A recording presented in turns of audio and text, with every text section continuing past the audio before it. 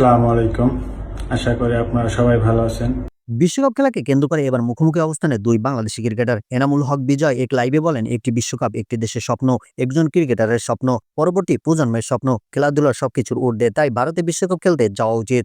এই বক্তব্যের পর নিজের লাইভে প্রতিক্রিয়া জানান পেসার মুস্তাফিজুর রহমান। মুস্তাফিজ বলেন, বিজয় ভাইয়ের কথাগুলো আমি বুঝি, কিন্তু যখন কোনো দেশ আমাদের ক্রিকেটারদের অপমান করে তখন একটি বিশ্বকাপের চেয়েও দেশের সম্মান বড় হয়ে যায়। তিনি আরো বলেন, এখন সবাই বিশ্বকাপের কথা বলছেন, কিন্তু যে সময় আমাকে এবং বাংলাদেশকে নিয়ে অপমানজনক আচরণ হয়েছিল তখন অনেকের কণ্ঠ শোনা যায়নি।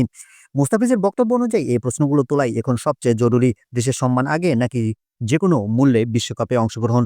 ক্রিকেট বিশ্লেষকদের মতে এই বিতর্ক আসলে বড় এক দ্বন্দ্বকে সামনে এনেছে। খেলার স্বপ্ন বনাম জাতীয় মর্যাদা, দুই দিকের যুক্তি গুরুত্বপূর্ণ, আর সিদ্ধান্ত নিতে হবে অনেক ভেবেচিন্তে। সবশেষে প্রশ্ন থেকেই যায়, বিশ্বকাপ খেলাই কি সবচেয়ে বড় বিষয় নাকি দেশের সম্মানই শেষ কথা? আপনার মত কি? কমেন্টে জানান।